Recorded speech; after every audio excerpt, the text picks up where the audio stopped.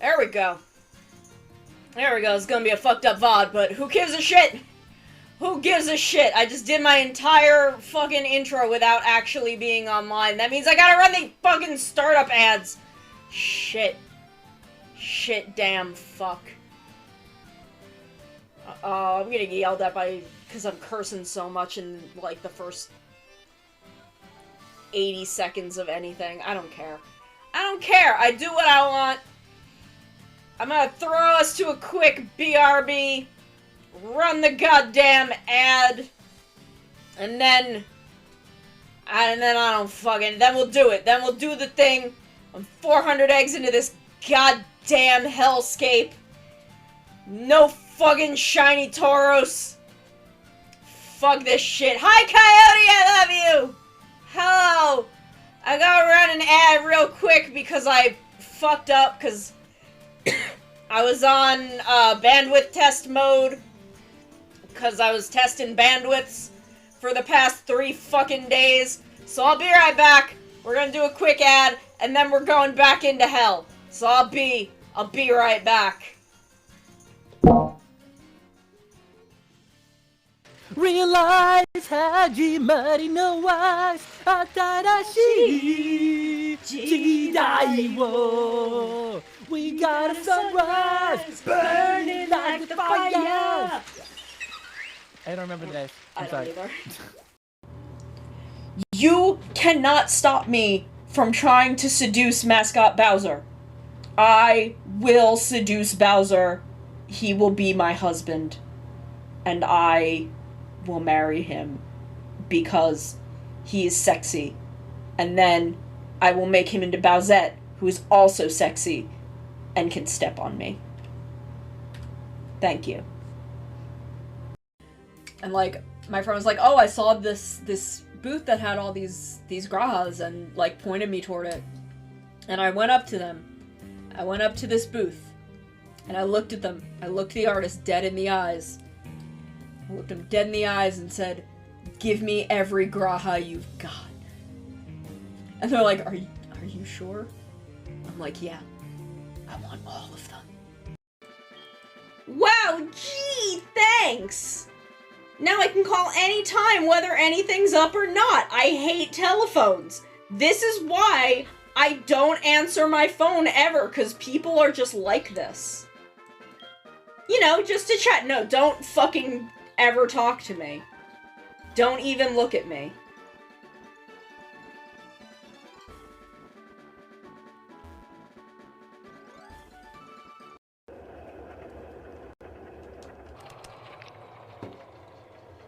Oh, I guess I could also just pull the plug out.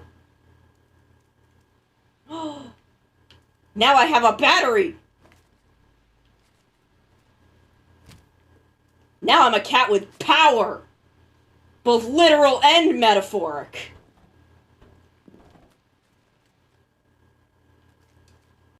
Oh my god, he wants to kill you! Sono, get away from him! Bad touch! He's Bad like... stranger danger! Look at that face. He's doing the anime. You know the anime thing where like the fisheye lens? Yes! You know? He's like, I must execute her. I must have her jugular veins. I love that he's like doing this, and I'm just standing there. I can absolutely hear him. And I'm just like, this is fine. This is fine. You can try and murder me. Fine. I feel okay with this.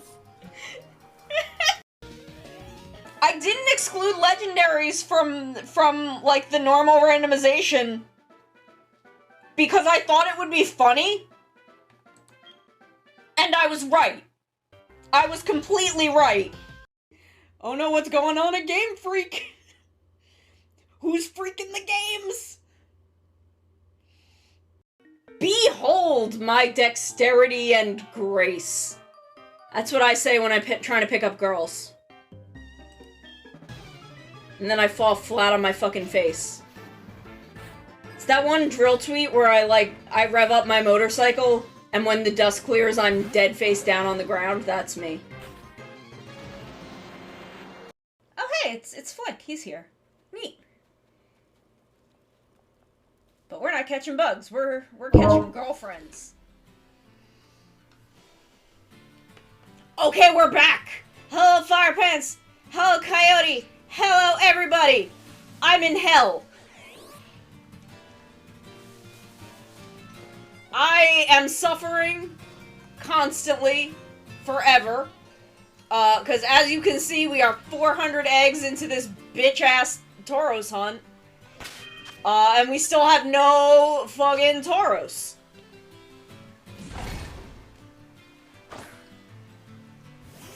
So now we gotta get ourselves some more eggs. We gotta make ourselves a sandwich for eggies.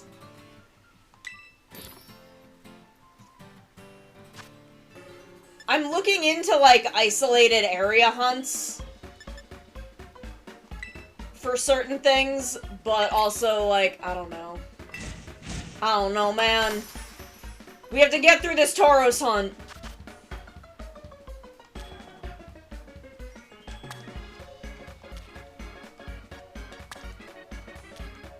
I'm not giving up. I'm not letting Tauros win.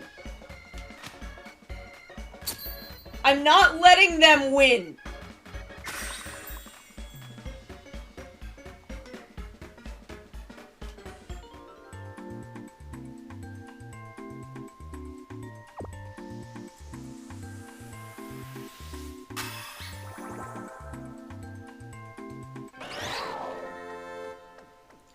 I'm gonna do it.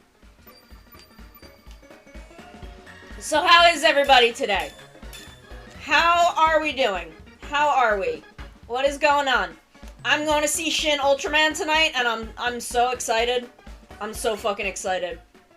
I am so incredibly hyped. I have not watched it, and I get to go see it in a theater, and I don't have to, like, travel 2 hours to get to that theater. I'm so excited. I'm so excited for Shin Ultraman. I'm glad you're good, Coyote. I'm good. I'm good. I'm excited for Shin Ultraman. I'm excited for Shin Ultraman, and that's the biggest thing going on in my life right now, I think. Because otherwise I'm just in hell with this Tauros. Because I don't know how we are 400 eggs in and have not gotten a shiny. Yeah, it is so rare that those are in my local theater. I usually have to go up north or go into the city for stuff like this. So for, like, special showings like this are almost never in my local theater, but this one is, and I'm so excited. I'm so fucking excited. I'm like, how many other people are even gonna be at this?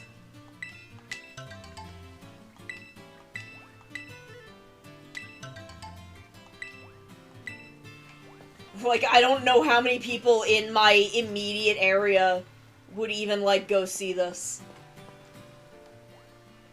So I'm like, fuck yes. Fuck yes, Ultraman's for me. Vibing. I'm so excited. I'm so excited. But it's Wednesday, so my week is starting. My week is happening. What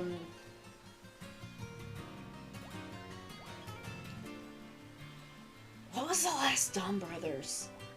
I didn't watch the one that came out over the weekend yet.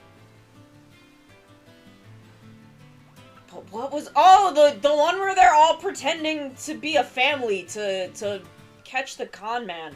That's a weird episode. It was very funny. It was very good. But I'm also like, Mr. Inoue, as much as I love and respect how fucking unhinged you are, you've only got like 8 episodes left, and there are like 15 fucking plot threads in this show you gotta fucking tie up. Maybe you should be working on that.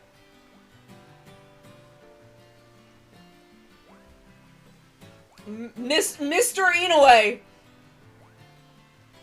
And then the other Mr. Inoue is now, like, in charge of a company that has... I don't know what exactly company it is, because I don't remember the tweet, but they hold the license to a bunch of like, a bunch of very weirdly specific anime licenses, like the Tenchi franchise. And Decade just owns that now, I guess. Because why not? Why would he not?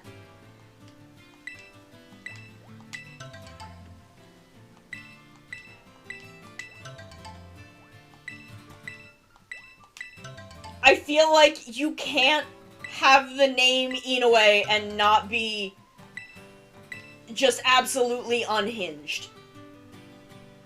Just an absolute mad lad.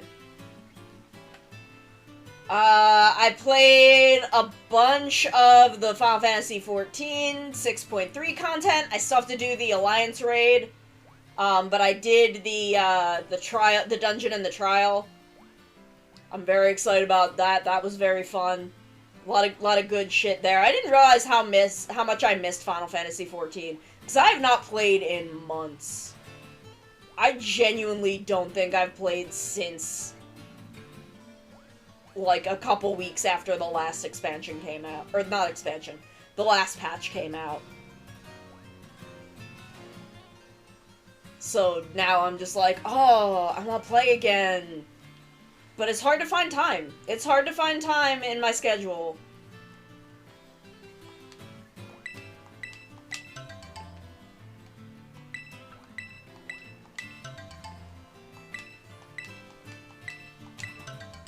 I don't think I set these up in the thing right. I fucked it up the boxes again. That's okay, we're gonna do it. We're gonna do it, it's fine. It'll be fine. It'll be fine, we don't gotta worry about it. Yeah! Like, I love Final Fantasy XIV. It is genuinely, like, one of my absolute favorite games. And I just don't have time to play it. And especially because I don't really like doing a lot of content by myself. And my free time does not easily line up with the other people I know who play. So, like, it's a mess. Though, one thing that was very fucking funny is I had gotten so used to how absolutely ass this game runs, because all I've been playing is this for the past, like, 2.5 months. So when I, like, loaded 14 and, like, had a game running at, like, smoothly at 60 FPS, I was like, oh shit, I forgot that games look good! I forgot video games can look good! Like, this game is pretty in, like, how it's designed and shit, but it runs like absolute ass. And I forgot that games can run not absolute ass. So, especially, like, when I first got out of Limsa, and I was in, like, a sparsely populated area, so it, like, had no problems running anything, I was like, oh shit! This is beautiful! Video games? Video games? And I was like, oh damn, I forgot that stuff can look good. Because I'm used to this ass, like, 30 frames per second, which is fine. I have no problems with things that run 30 frames per second.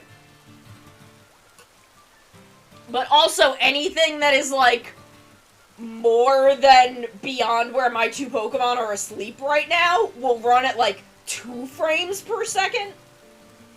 And I'm not, like, I had gotten so used to that seeing the whole game running at 60 frames per second, I was like, holy shit! Video games can do that. Like, look at that lady.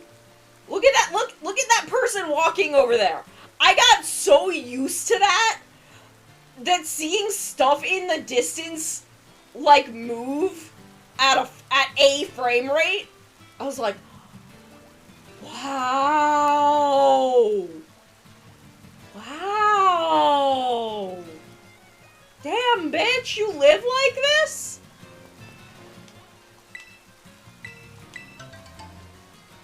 So that was me yesterday. That was my entire yesterday.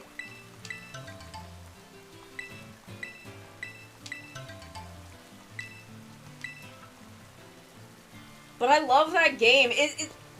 I enjoyed playing it on stream, but I do not get any audience for Final Fantasy XIV, so that's just my me time game. But I have not had the time for that. I haven't had time to play it. So it's just been like, I haven't played, which has been fine because there hasn't been any content. But now there's content again. Though they added more housing wards and bids go up for them on the 15th. And if I get a house, we will have a fucking house decorating stream. I swear to God, we will. Or maybe we won't. Maybe I'll decorate it and then I'll have a stream where I show you all my beautiful house.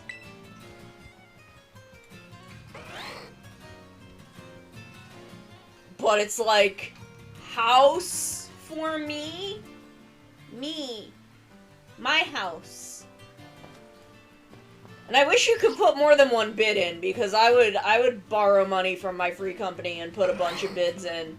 And then I put a bid in literally, like, the plot I want in every ward that was added.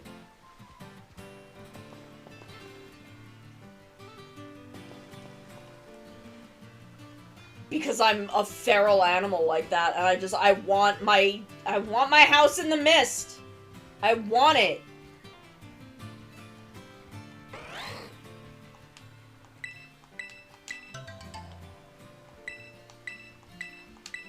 And then they added shit to Island Sanctuary, so I gotta go figure that out. I don't think they added, oh my god, the fucking housing... Housing is such a limited resource that, like, there is nowhere, you don't expect to have a house. You go in not expecting to be able to get a house. If you're lucky, you'll join a free company that has a house, and you can get an apartment in that house. Which is what I have now. And also, I have the luxury of... My free company is like 10 people who are like my friend group. And I have been given free reign to decorate our free company house, and I want to rip everything out and completely redo it. But I want to make sure I have enough money for me to get my own house if I want it. Which I do. And, I am just living in hell. Video games are hell. But I love them. I love video game. Okay, we need... Ah! I didn't realize I thought you weren't gonna be on today. No, I am. Because you went to the cinema. Oh, that's not till later. Oh! That's not till like 7 at night for me. Oh, of course, because you don't live where I live. Hi, Soto. Hi, Mom. Oh, how are you doing today? You're just starting. Yeah, I'm doing good. I'm excited for Ultraman. Yeah, I'm excited for Ultraman. I'm going tomorrow. I'm going tomorrow, and I've watched it. I've seen it before, but I just can't wait to see it on the big screen. Yeah. I was gonna say, I just sent. Do you remember that artist? We're not gonna name names. Do you remember that artist that I was talking about that I commissioned the emotes from? Yeah. Yeah, she actually sent me sketches of all the emotes. Oh, good. Yeah. Oh. Unexpectedly. And they look super cute. I put them in the Gatai chat. Oh, I will check them as soon as I'm finished grabbing these There's eggs. no rush at all. Okay, there we go. There we go. You can look at it later. No, I can look at it right now. Oh, Oh, my god! I love the Kong one. Yeah, I had to do it. I had to do it. Oh my god, they're so cute. They're really cute. They're really, really, really cute. But yeah. So I'm just excited to get the finished ones back. Yeah. No, they look like they're gonna be super cute. Yeah. Yeah. I need to make more emotes. I still have so many emote slots. Your emotes are so good. Your emotes are so good. Oh, I'm gonna grab my salad. Give me a second. Yummy. Yeah, I gotta see some salad. I have some tea.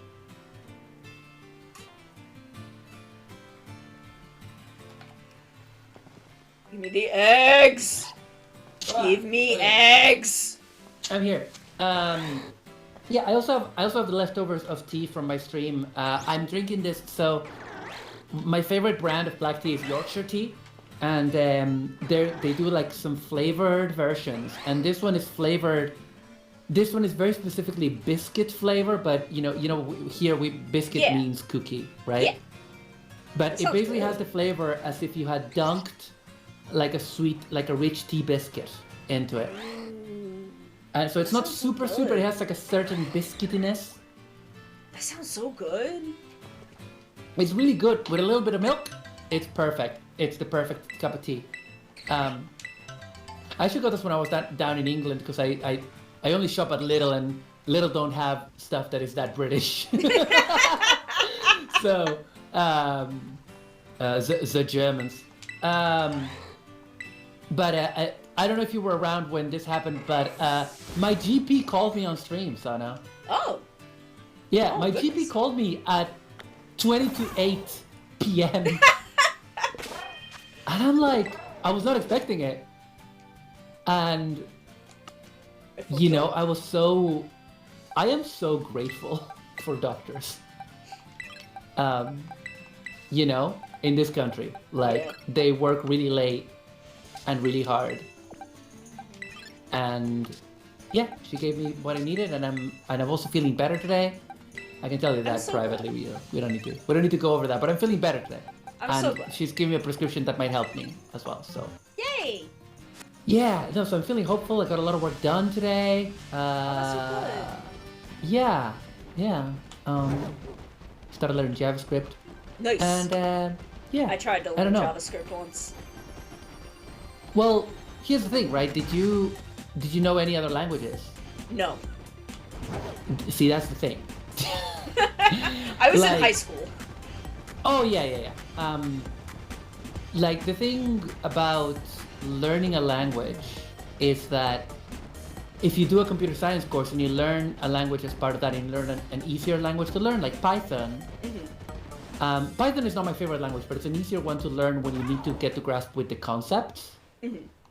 And once you've internalized the concepts of computer programming, learning any other language is much easier. You still need to learn it. Yeah. But, so, if I had started with JavaScript, I would be totally lost, I feel. But, yeah. I'm still forever traumatized by semicolons. Oh, yeah, oh. Yep, that's what happens. Fucking missing semicolons. Yep. And like, I was in high school. This was technically a Java class, like, for learning JavaScript. But it was billed as like a game design class. So it was like JavaScript for game design. Yeah. And at the time, I knew nothing about either of those things. But it's like, I wanted to make video games. That was a thing that I wanted to do. But I'm not a programmer. And I think that's what I learned from that. And it's kind of why I pivoted to comics and illustration. Because I'm an illustrator and I'm a designer. And the coding was just it just did not seem like a thing that I could do. And I don't know, maybe if the rest of my high school life had gone a little differently, I wouldn't have been so discouraged by it, but, It can be very discouraging, unless you got the right environment. Yeah, Like, and, like, my teacher and my classmates were all great. I just had other issues with my high school. Yeah. Like, for me, I'm not one of those code evangelists. I resisted becoming an IT professional for a long time because I'm gonna I'll say this very openly in a stream that doesn't have my legal and workplace name attached to it. I don't love it. I don't super love it. Now, there's a lot of people that work in this environment that don't love it either, that just see it as work, and that's kind of how I see it. I am not that passionate about it. I'm just doing it because it's the most bang for buck in terms of employment. You know, I'm like, if I'm gonna have a job, if I'm gonna work a certain amount of hours for somebody else, I might as well get paid higher than average if I can. That's kind of the reasoning. So it's completely a survival thing. But for many years I resisted it because I had taken small Python courses and stuff like that I never finished. And every time I was like, oh, I'm good at this. I can understand this very easily. I don't want to understand it easily. Nope. But doing it with the structure of a degree actually made it much more, like, much easier to understand when someone's like walking you step by step. You know what I mean? Yeah. So that was kind of how I was with 3D modeling. Because I had worked with a little indie game studio that never got off the ground, unfortunately. And I was the 2D designer on staff. Yeah. But our 3D designer would have me doing textures, and I started playing around with Blender just to kind of understand a 3D model better. And I struggled with it a lot, but I'm like, this isn't something I need to be understanding. But after that all fell through, and I ran out of money, I went back to school and I started doing my video editing associates. And in that, I ended up taking a Maya 3D class. And having someone, like, explain to me how the program worked, I'm like, oh, this makes a lot more sense now. I get it. Yeah. I get this. And I was fairly good at object modeling. I don't know how I'd be at character modeling, but I actually really enjoyed, like, object and environment modeling. But unfortunately, Maya and Blender are just such different workspaces that I think I would need to take a specific Blender class if I were to, like, continue doing it, because you can't get Maya. You can get Maya on, like, a student license for free for a certain amount of time, but that's not a good permanent solution. Yeah. That's the advantage of the coding thing. There's so much free stuff available. Yeah. Right? And, like, Blender is great. You can do so much shit in Blender. It's just a wildly different workflow than Maya, and that's the only workflow that I know. So I'm to this day, and this was 3-4 years ago. This was in 2020 was when I stopped doing it, because it was right when the pandemic hit. That I still have muscle memory for Maya, and, like, will fuck up in Blender because of it. Makes sense. That does make sense to me, though. Yeah. It's also why I can't learn DaVinci, because DaVinci is a wildly different workflow than Premiere, and I have worked in Premiere basically my entire editing life. Yeah, Yeah, so it's very hard. It's kind of like when I was getting used to Clip Studio, it was difficult, but it was rewarding because also the things that I was doing in Clip Studio enables you to do like it's not. It was a different situation because like with like stuff like Maya and Blender, you're doing the same thing. You're doing 3D modeling. They're both 3D modeling programs. They just work differently. Whereas like Photoshop, while a lot of artists use it for art, really Clip Studio has a lot of better tools for art, and so it was in a way easier to get used to it, right? Because the way that Clip Studio was designed was essentially to take the way that illustrators use Photoshop, which is not a program designed for illustration, and make it into an illustration program. Yeah. Which is why, you know, there was a learning curve when I made the jump from Photoshop to Clip Studio, but all of, like, the hotkeys are the same. And that, so that made it, you know, it was a fairly quick learning curve, where, like, Maya and Blender have completely different hotkeys. And DaVinci and Premiere just functionally are not even the same thing. They're just completely fucking different. Yeah.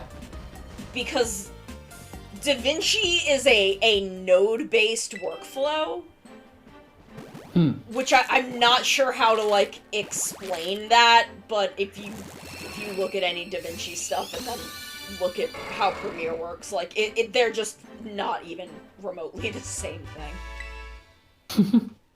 And I can't get my head around DaVinci as much as I would like to, because I don't want to fucking use Premiere and After Effects. I hate them. I hate them, but they're the only programs I understand. Yeah. But that's the thing, like, you know, I feel like it's kind of, a lot of times it's more important what you're used to and what you can work with, you know? Like, so I guess, yeah, and like I mean, it's yeah. fine, because, like, I get work and I get work done, so it is what it is. Yeah. Oh god, I'm working on my Vroid and I'm making my dude extremely pale, way paler than I intended. Not way paler than I intended, Fury. Oh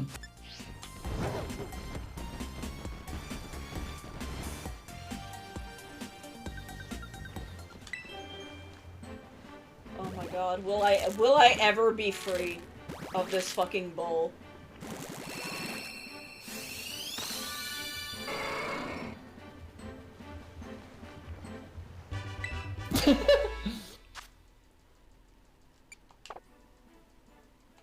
I am in hell. I did get to trade one to a friend of mine for a different shiny Pokemon though, so there was that at least.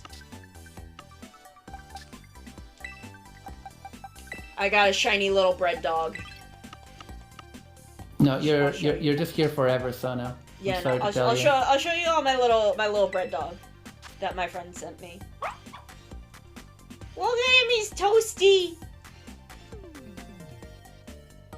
Oh, I think I'm behind a bit on the video. Oh, he's so toasty. Cute. Oh, I want to eat him. Why are all the Pokemon in this game so goddamn edible? I know, they're all so tasty. I don't understand it. Here, let me. I'll at least give you my feed. You won't get the audio from it, but you don't need it at this point. Let me have a look. That way, just if I'm showing something. Yeah, 415, okay, Coyote. 415 fucking eggs. We're almost there. I live in hell.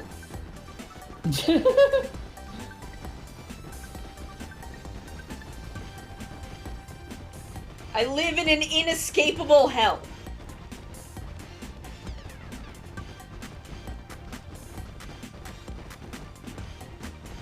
I've been looking at like, being able to do, like, area hunts instead of breeding. Yeah. But it relies on you having so much of the Herba Mystica, and that is such a rare thing to get. Like, you have to do a lot of high-level raids, and you're not guaranteed to get it in the raids. So I'm just like, I don't know, this feels... Even though it seems like you can definitely get shinies a lot quicker that way, it's also like, I don't know, is it gonna be quicker? There's so much more work involved. Yeah, I don't know if there is even a quicker way. You know what I mean? Yeah, cause like the shiny rate is the same for that as what I'm doing. Like the encounter rate is the same. So I'm not sure if that is a better way, because I only have like 5 Herba Mystica.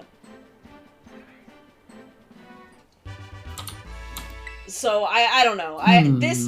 When I looked at everything, this seemed like the best way.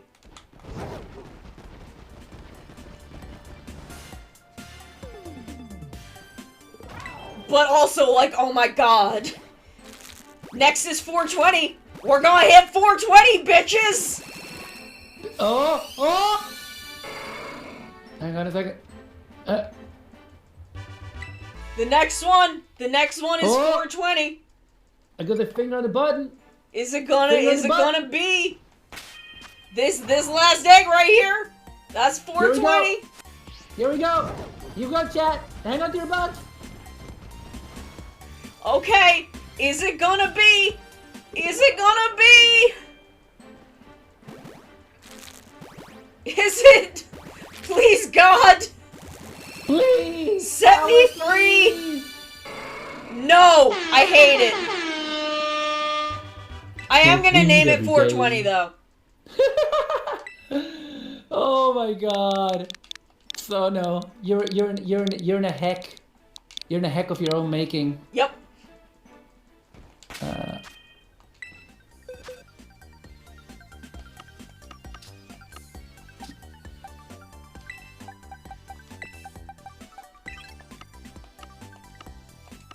I am suffering eternally.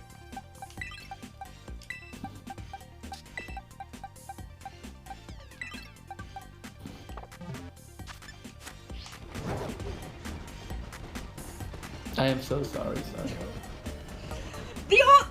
Like, look at the disparity in these numbers. The last one took us 67 eggs. Yeah. This one, we're coming up on 430. Why? Pain. Pain, Pecco. Pain, Pecco. Sorry, I'm just typing some stuff because I finally managed to figure out how to get the right colors for the skin of my guy, and I need to make sure that I record this because yeah, Vroid Studio do be complicated. Yeah, it do be a fussy bitch. It do be a fussy bitch. And it's. I really want to like make a couple of those cell shaded Vroids though, because those were so cute. Yeah, I'm using basically like skins that are kind of cell shaded. For the actual skin texture is cell shaded. But because of the color of it, it was coming. Even the lightest one was coming in like of the different tone that I wanted, and so you can color correct within. But I wanted to color correct it while keeping these sort of anime features. Yeah. So that was the complicated bit. So I'll say this as okay, right. So now I close this and save as an item. Like, I feel like the thing that is stopping me from making a Sonomicon Viroid is the hair is so fucking difficult. I am struggling so much. Every time I do it, I just struggle so much with the hair that I immediately give up. Yeah, and I think that's fair. Like, I did a very quick and dirty job when I made the Viroid of you that I made. Yeah. But... Cause, okay, so here is kind of the problem, is that a lot of my visual drawing style comes from the fact that when I was in college, when I was trying to develop my visual style for comics, one of the things that I studied was the keyframe books for Gurren Lagann. Right. Which there's nothing wrong with that. But the problem with trying to translate that into a 3D space is long, very fluffy hair. I draw in a very similar way to how Nia's hair is drawn in Gurren Lagann. Yeah. Which does not easily translate to 3D.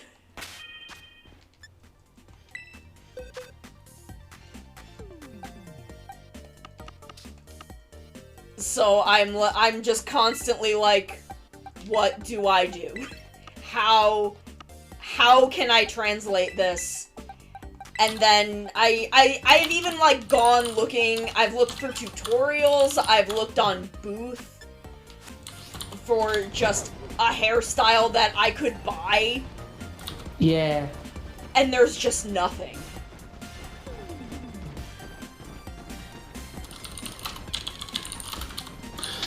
Yeah, I think I lucked out.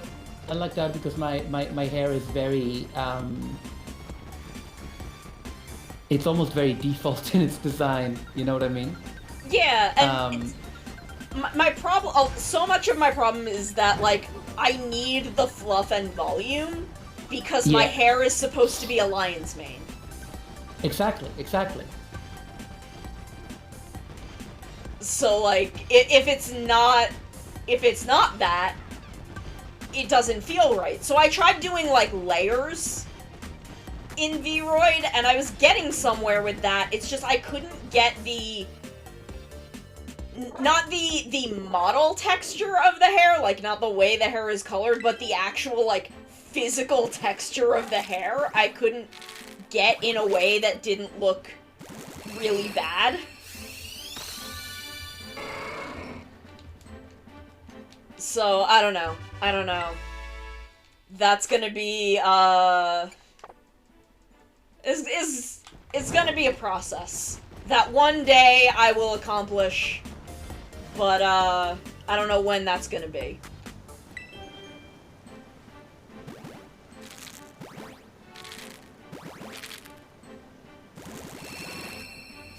But I should just go in and, like, make some not... like, Vroids that I could just, like, sell to people. Yeah. Just some adoptables. Just some fully adoptable designs. That people could then do with as they wish.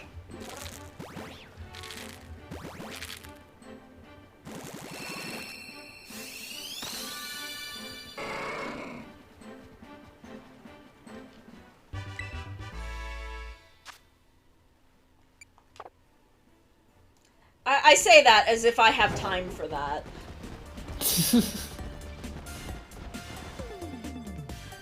Like, I want to play more Final Fantasy XIV, because that's kind of my non-streaming game for me. And I'm like, you know, the new patch dropped, and I'm like, oh, cool, I'm gonna go do new patch content. And I did a bunch of it yesterday, and I'm like, oh man, I forgot how much I enjoy this game. I would love to play it more. When the fuck am I gonna do that? Yeah, I'm the same. I mean, now that I'm gonna go away to my parents, I'm hopefully gonna have a bit more time for it. But,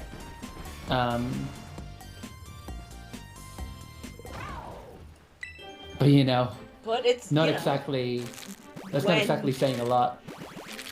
And, like, especially because the only time that I really have free time is in the morning. Yeah. And everyone else I know does not have free time in the morning because they work normal people hours.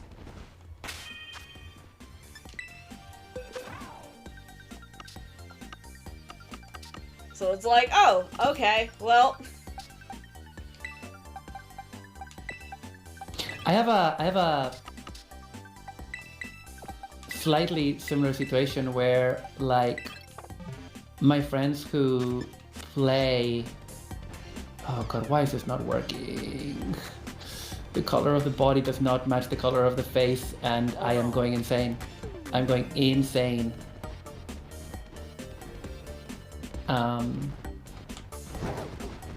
Absolutely insane.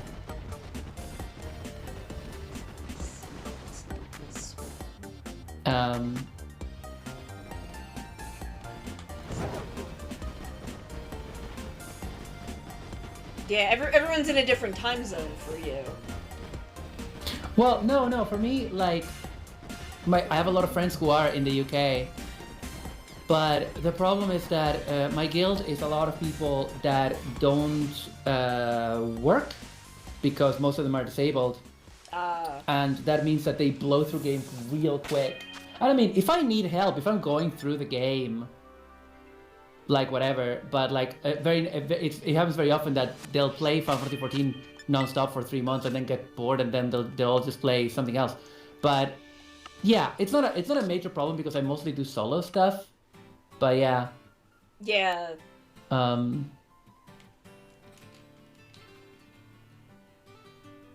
Okay, I'm on the correct box. Okay, I think this will work, and if it doesn't, fuck it. I'm gonna cover up with a lot of clothing anyway. Yeah. So let's see what clothing I got. I got so much stuff on Boost the other day for my guy, and yeah.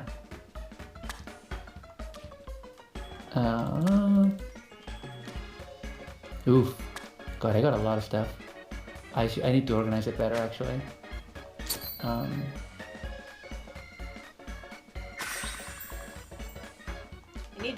I should also, like, look into how exactly to make clothes for Vroid.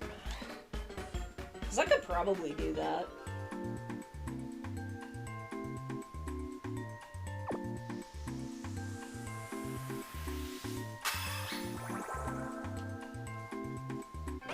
Yeah, I think you definitely could. Sorry, I am Like, I'm just not sure exactly how people do it. Like, I don't know if I need to, like, go into Blender to do that.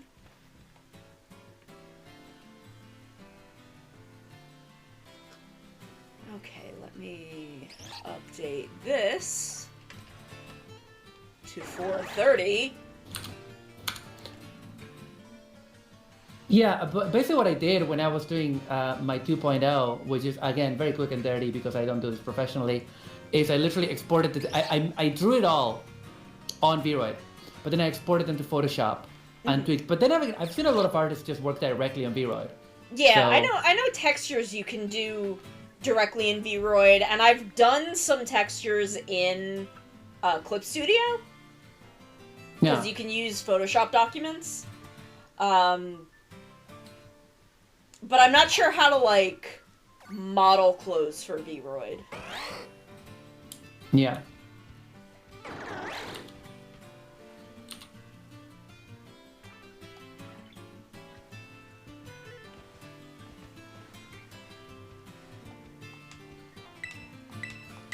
I have only, like, the vaguest understanding of how Vroid works, honestly. Oh, I've been...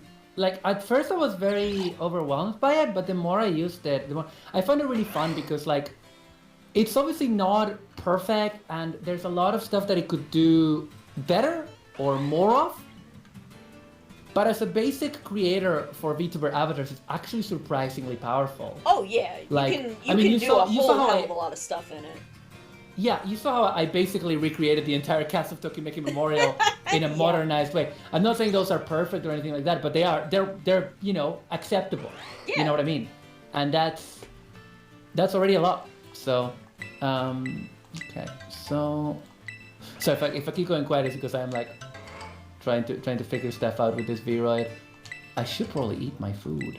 You should. I should.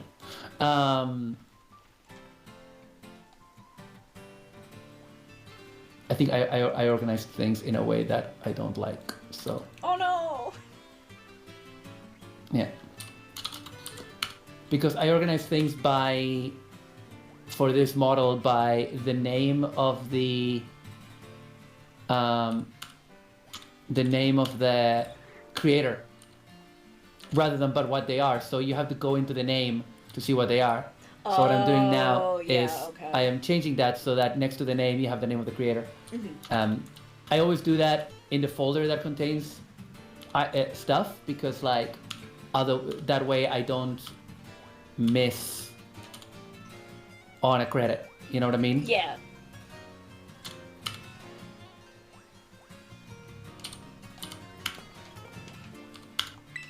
Oh, no, I don't want to make another sandwich. I want a sandwich.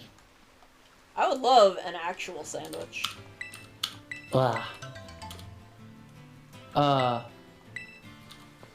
Though I did have a waffle this morning. Hey, Sheila! Ooh. Sheila! Hey! How's it going? What's I'm in cooking? hell. Good looking. Yeah, we're in hell. It's a real place. It is. I mean, I'm not that much in hell because I'm talking to Sono and listening to Shina Ringo, so I'm actually doing pretty well. but I am joining Sono for her sojourn into Tauros hell. Well, I get to hang out with Mario and I get to see Shin Ultraman later, so I'm fine. I'm doing good. I'm just also 430 eggs into this hunt and have not gotten anywhere yet.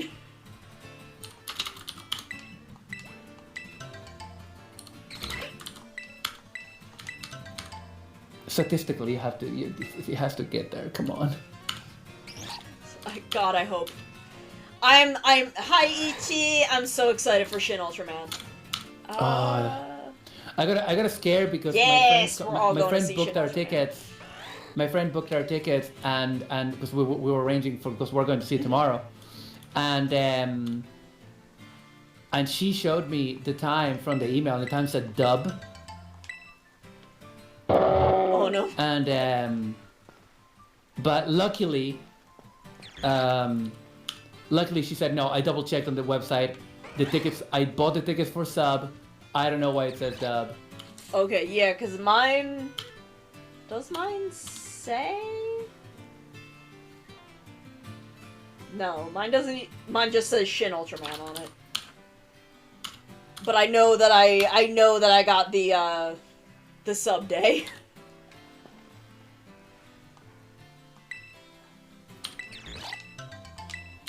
Good. Because, yeah, scary. I mean, I would watch it dubbed anyway because I've seen it already. I don't care. But, Yeah. I don't... Dubs of cartoons or anime are one thing, but when you're dubbing real people, it feels weird. Yeah. I see a bunch of people. I see a bunch of Japanese people in a Japanese office building, and English comes out of their mouths. And if they are cartoons, it's like, okay, it's a cartoon. There's a level of detachment there. Yeah. Anime is cartoons, by the way. And but when it's live action, it just feels weird. Yeah. And I'm not sure if this is my thing with Power Rangers, because I have a really difficult time watching the most difficult part of watching even good seasons of Power Rangers for me is something about the actual fights and the way they dub the fights feels really wrong. And I don't know if it's, because it feels, I don't know how to, like, put this in a way that makes sense, but it feels different. The English ADR feels different than the Japanese ADR. And what I think it is that in English, they are not allowed to stop talking. Yeah. So it is just constant one-liners during a fight, where, you know, in Sentai, there's actually very little talking during a fight, because that's not the point of that part of the scene. Yeah. But in English, they're just not allowed to shut up. And I don't know if it's that, but, like, it also doesn't feel like it is coming from the person who says it. It just feels disembodied. And I don't know why that is in English and not in Japanese. I don't know. Has this ever happened to you when you're watching a Power Ranger season of a Sentai that you haven't watched? That's a good question, because I don't know if I've seen... I don't know if I've seen a season of Power Rangers where I haven't already seen the season of Sentai. Because that's the thing, right? For me, like, for example, I've on occasion watched some Mighty Morphin, because Mighty Morphin is hilarious. Yes, and I did watch Mighty Morphin as a kid, but that was when I was, like, 7, so... Yeah, but, like, I've never watched Zyuranger. Mm-hmm. And I think it might be different if I did watch Zyuranger. Like, I can't stand I can't stand watching any Super Mega Force, because first of all, it's Super Mega Force. Yeah, it's bad. It's trash. But, like, I can't watch a character talk and that's not Captain Marvelous, you know what I mean? It's like, and it's the same. I've watched the clips from Samurai, and the clips from Samurai, I mean, also because Samurai fucking sucks. I'm sorry. Actually, but I have seen a couple episodes of Samurai before I watched Shinkenger. Because that was, like, right as I was getting into Sentai was when Samurai was airing. And I would just happen to catch episodes because I would have Nickelodeon on. Yeah. And I think, I feel like the problem definitely was still present. I think there is not a lot of mixing done on ADR for Power Rangers. Yeah. Like, I feel like Toei will, like, pan audio, where, like, if a character is toward the left, they will pan the audio to the left. Where I don't think Power Rangers does that. I think the elephant in the room is that due to the fact that Toei are, like, making such a big production, like Sentai is more expensively made than Power Rangers. Power Rangers is more cheap. That doesn't mean that Power Rangers is necessarily bad because of that. It's bad for other reasons. But you know what I mean? It's not the amount of care that they would put on the audio passes would be, I would say, less. Yeah. Because they're busy dubbing something. Oh my god! Lunar Oatmeal and Star Sharks, thank you for the follow! We are officially over 600! Oh my god. Hello! Oh my god! Hello! Oh my god, thank y'all so much! Congratulations! Thank Mama, y'all I love so you. much! Oh my god, thank you! Thank you for coming and hanging out! But, yeah, I think... And I know that, like, Toei also is cheap as fuck. Yeah. But, you know, they do put at least a little more money into it because they have to do everything from scratch. They do. That's okay, Lunar, you have a good lurk. You have a good lurk, you have a good day. But it feels like they at least put some work into the audio, where I don't think whoever at any given time is making Power Rangers does. And also, they never let them shut up. They just never let them stop talking when they're in the suits. That's a problem. And I feel like it would be a lot less noticeable if they just let them shut up every now and then. And again, that's like when I've watched Mighty Morphin, that's like charming, because it's such an old show and it's a 90s dub. Yeah. But when you do it like now, when anime dubbing, for example, has like progressed so much, right? Yeah. Like, it's just yeah. I don't know. I do need to run a quick ad break and go feed my cats, but I definitely want to talk more about this because I have feelings. Feelings. So I'm gonna put us on a break. I will be back in just a couple of minutes. I also need to feed my cats or they will murder me in my sleep. So I will be back in just a couple of minutes and we will talk more about how Power Rangers keeps fucking things up. Yes.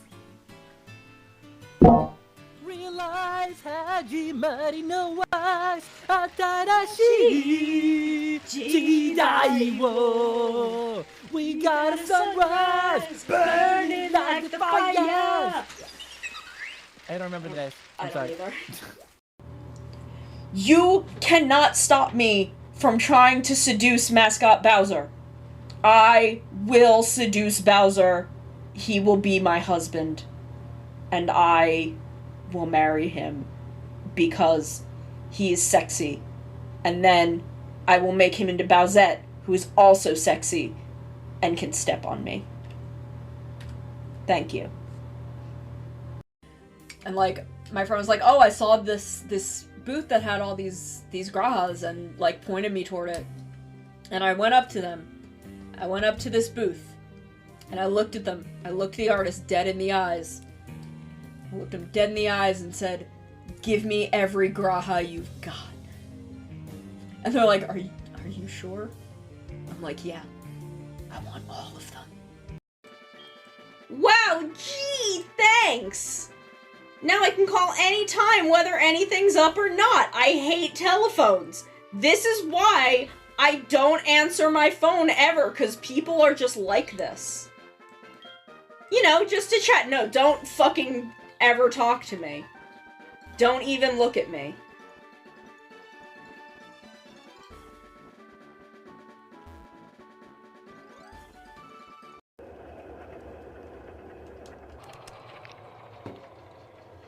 Oh, I guess I could also just pull the plug out. Now I have a battery! Now I'm a cat with power! Both literal and metaphoric.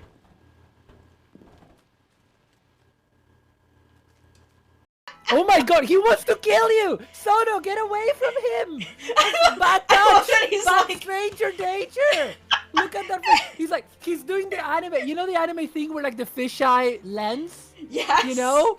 He's like, I must execute her. I must have her jugular veins.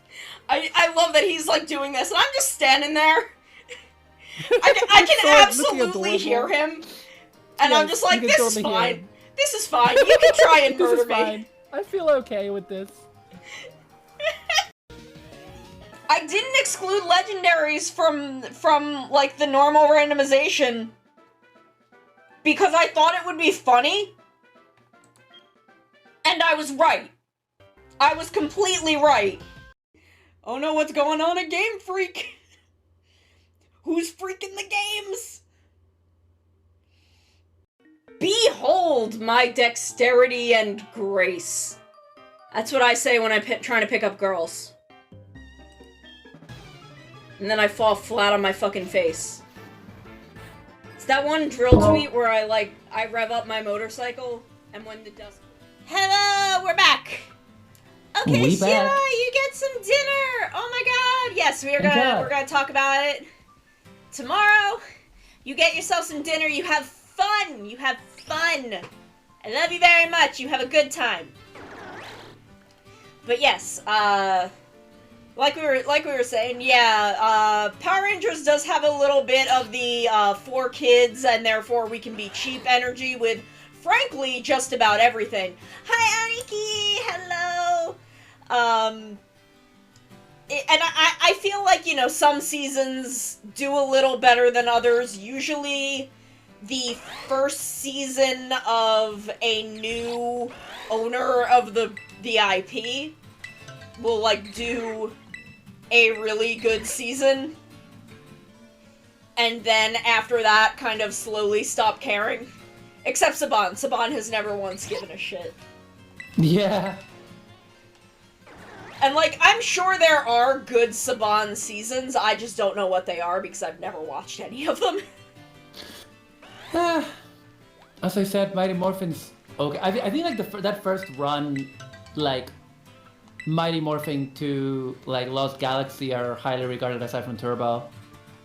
But again, I mean, they're purely in the context of like being kind of just very kind of dumb. Yeah. And you know? Yeah, I've watched a little of SPD, which I think was a Disney season. And SPD was very good in the way they decided to take it. Because they held a lot of stuff very close to Deca Ranger. And then there's some things that they didn't. I'm not gonna lie, I prefer Furry Doggy to Scaly Doggy, that's just me. I like Scaly Doggy, I think that's a cool design, especially from the perspective of, we want this to very clearly be an alien, and I think just the US, you have to make aliens look a lot more alien, where, I don't know, I don't know Japan culturally enough to be like, I don't know why they were fine with just a blue dog. And be like, that's an alien! And why the US, like, I do not think in the US you could get away with Furry Doggy, especially at the time that aired. Yeah. So, like, I understand a lot of the design changes, and I think they're good designs. I just prefer Furry Doggy. I just like that look more. As far as writing, they're literally the exact same character. They changed nothing. I think the US also has a very specific culture of aliens.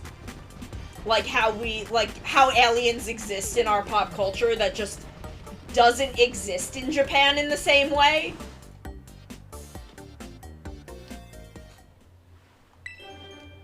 I know very little of how aliens exist in pop culture in Japan, but I do know a lot about how aliens exist in culture in the US. And I think it's just we have a lot of very specific key visuals to how aliens work. And none of those key visuals involve fur. Like, look at any alien. Anything that, any alien folklore that we have in the US, none of them have fur. They are all scaled or smooth, just bald, smooth skin. Maybe if they're humanoid, they will have hair in the same way humans do. But they are not furred like a mammal. That's just not what we do here. I don't know why. I don't know why we can't conceive of aliens with fur, but we can.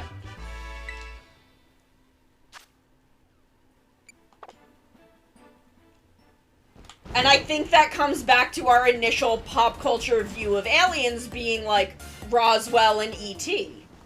Yeah, being that kind of like almost lizard-like. Yeah. Duh.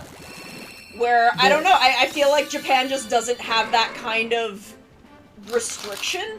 That's true. Star Wars has furry aliens, but Star Wars also, like, they don't give a fuck, everything is an alien. Well, I think the thing was, right, they needed to make a new costume anyway, because they wanted to feature Doggy Kruger, and so Doggy Kruger has to feature in the unmorphed scenes, so they needed a suit. Yeah. And when given the option, I mean, the American suit is like a better suit in terms of like the look of it on camera, because the one in Japan, it's okay for it to look like a plush toy because of the aesthetics at play in Japanese children's television. It's allowed. Whereas in America, he looked too cute. He was just too cute. And there was no way to make him look less cute, I would say, other than changing him to a scaly. Yeah, and like, it's a weird thing because technically the American suit is more emotive. That it can physically produce more emotions. But it cannot, like, I've watched enough of SPD, I watched like 15 episodes, and being someone who deeply loves Deca Ranger, that suit cannot convey emotions the same way that Deca Ranger Furry Doggy Kruger does. Oh, so that's also gonna have to do with the suit acting, but I feel like a Western audience would reject a suit that can move less. That's just the thing. Yeah. Like, it also, surprisingly, it does have a lot to do with the suit acting, but it also has a ridiculous amount to do with the cinematography of Deca Ranger. Because, and this is just something, one, I am a video editor, so I have kind of the cinematography brain. And also, I've spent a lot of time looking at Doggy Kruger, because Doggy and Swan are my favorite part of Deca Ranger. And the angle you shoot that head from, you can get a different emotion out of it. Yeah. And they will very deliberately put Doggy in a certain part of the frame or at a certain angle to get a certain emotion out of him. They do, this is something that the directors of like Star Wars films do a really good job of with with more recent stuff with The Mandalorian, but like honestly, if you watch the original trilogy of Star Wars, what I really like is how the cinematography allows the Darth Vader mask to express different emotions. Yes, it's very much the same kind of thing. And it works so well because, like, the Darth Vader mask. I'm sorry that I'm gonna eulogize my favorite tokusatsu, which is Star Wars.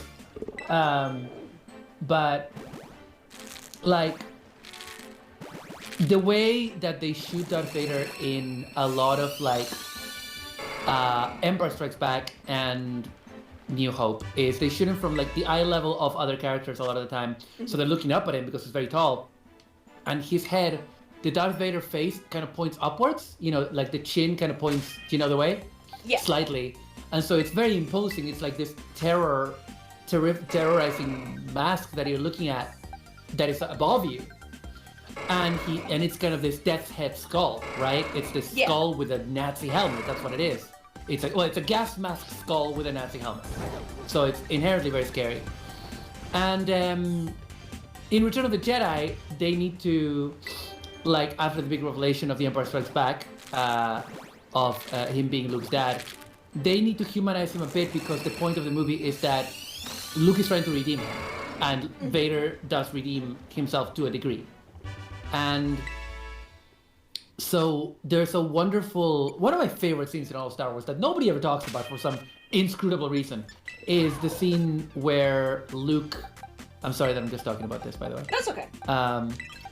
Where Luke has been allowed himself to be captured by the Empire, and he's having a conversation with Vader before Vader takes him to the Emperor, in which Luke is trying to say, like, I can feel that there is good in you. I can feel that you can come back from this.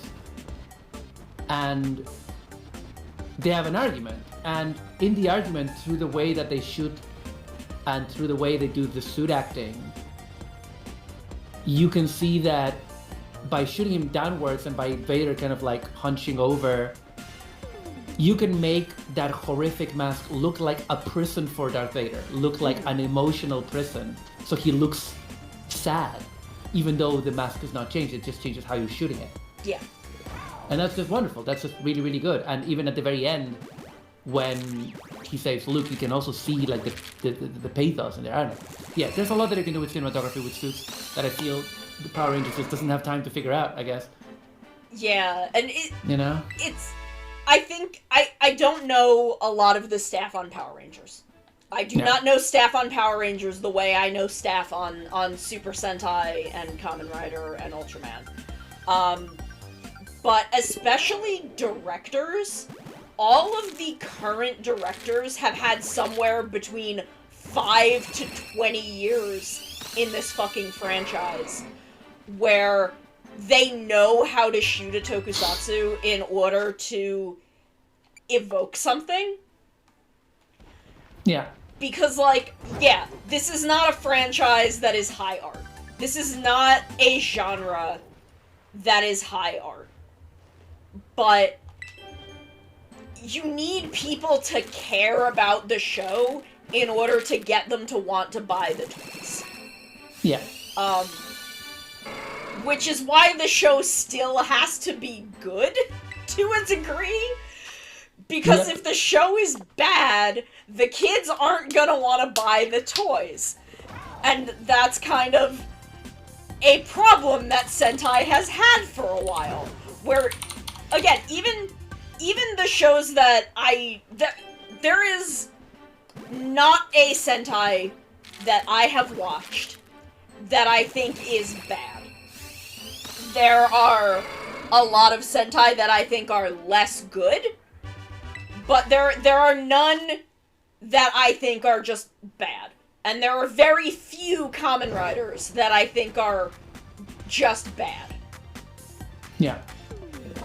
So, like, I study Kamen Rider in this, and Super Sentai in this very, with my cinematography brain, with my film editor brain.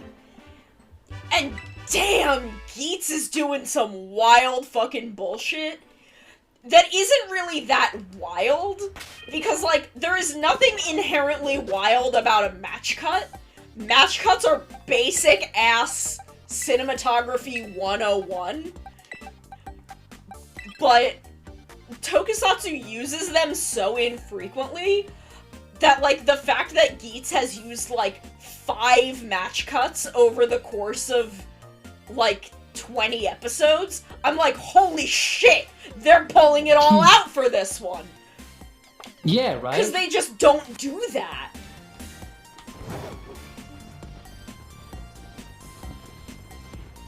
So, like, every time I'm watching Geats, they'll do, like, something that for US adult drama television is basic shit, but it's not normally part of the language of Tokusatsu, and I'm like, damn, who is editing on this show? Who have they put in the editing chair this year that is ready to play with these techniques? Yeah. And even in Dawn Brothers, the way some bits are shot are so fucking wild. 01 had a lot of very interesting set design. But I don't think that comes back as heavily to Yuya as it would to the directors. I don't remember if all 3 of them have... I don't know if there's any lead director crossover between the 3 of them. I would have to look at that. But 01, I remember a lot of not so much editing, but shot composition, frame composition, and set design for the purpose of shot composition that I was really impressed by. There is a bit toward the end of 01 where it's Jin and Hirobi, and it is where Jin is trying to, like, talk Hirobi out of going into, like, the final escalation of tension for the show.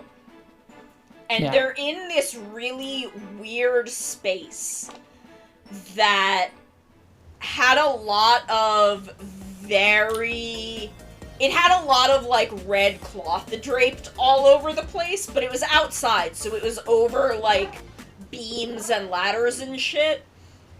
And it functioned as divides between them in the shot. And it was a lot of... Zero One did a lot of visually putting things between characters to signify that they were not capable of seeing things in the same way. It was really fascinating. Yes. The cinematic shorthand when it is and isn't used in tokusatsu is, like, you can tell which shows are... All of the shows that are more highly regarded have a lot more mise-en-scene.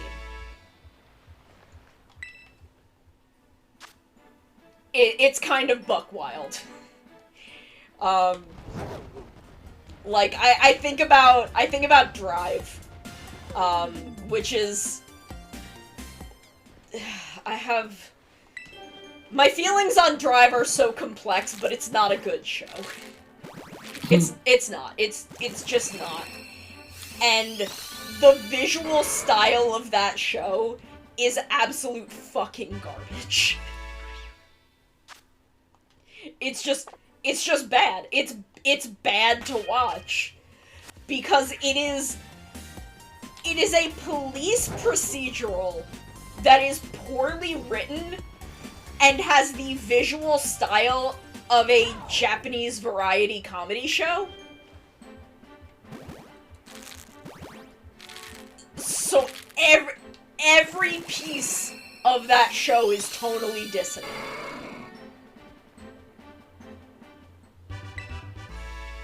It's a baffling production.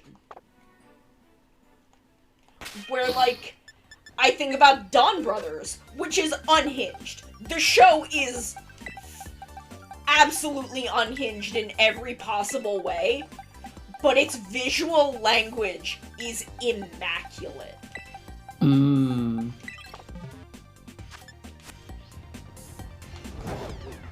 Just absolutely immaculate. Like, the reveal of Jiro folding the fucking origami. And the way that entire scene is done fucked me up so bad. And I'm like, in a way, you have to do something, you have to go somewhere with this. You have not mentioned it since then. In a way, what the fuck? And, okay, early on in Dawn Brothers, I am still so fucked up by this. There's an episode where Miho gets, like, kidnapped by this unhinged artist? I don't remember what the dude's deal was, but Miho gets kidnapped by him. And she's a fucking badass bitch, so she manages to get away. And she finds Tsuyoshi, and she tells him, like, this dude fucking kidnapped me. This whole thing just happened. That dude turns into a Hitotsuki, and both the Dawn Brothers and the Noto. Noto is Sonoi and them, right? I don't fucking know. This is why you don't change proper nouns in localization. Because I don't know what they're actually called. But, like, the Dawn Brothers are trying to save him, and Sonoi's trying to kill him. And, you know, it's coming down to Taro's gonna purify the dude. Tsuyoshi pushes him out of the way, and Sonoi kills him. And it's this weird thing where, in the moment, it feels like it was this kind of weird, impulsive thing that might have been an accident. And then at the end, you know, it cuts back to the fight is over, it cuts to Tsuyoshi and Miho, they're, like, having dinner together, and they're like, everything is good, hooray! And then there's this shot of Tsuyoshi where he does this absolutely fucking vile, disgusting grin, where he's like, I'm gonna protect Miho no matter what. And it's like, oh, this dude is absolutely unhinged enough to want to be willing to commit murder for his wife. Dude is fucking unhinged. And you just get it from the visuals of that shot. And it's fucking incredible. Don Brothers' visual language is completely fucking immaculate in every way. Just like you. Oh. And you. Uncle. And not this fucking Tauros. Yeah. I live in hell.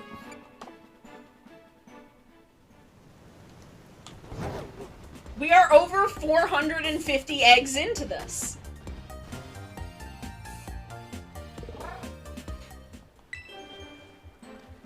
Why? Why can I not hatch it?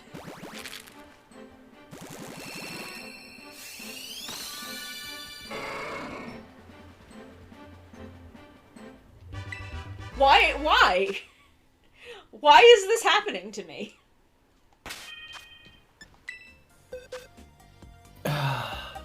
Hubris. Maybe. Pass. Like, I feel like I need to go back and, like, double check all of them to make sure, because it's such a subtle shiny. But no, none of them have it. None of them have the little sparkle mark.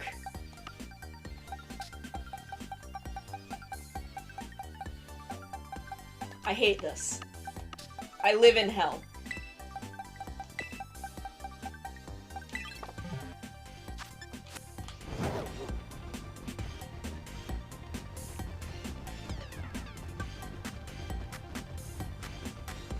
Yeah, no, the casino, and not even, like, the casino would have been like, look, I think you've had enough.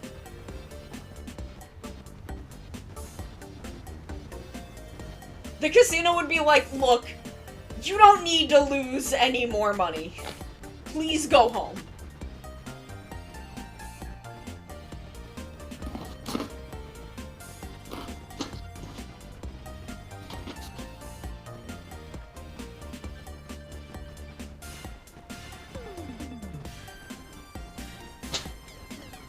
Yeah, the casino would have taught me to count cards.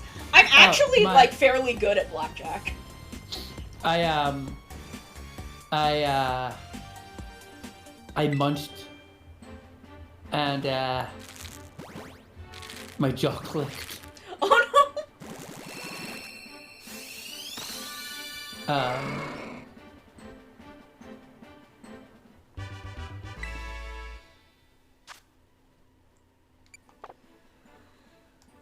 Oh boy. We're almost through this batch of eggs. Our second batch of eggs of the day.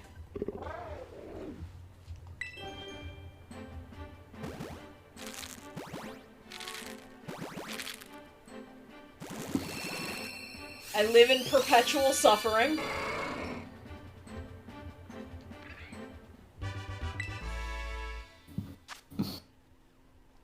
Why?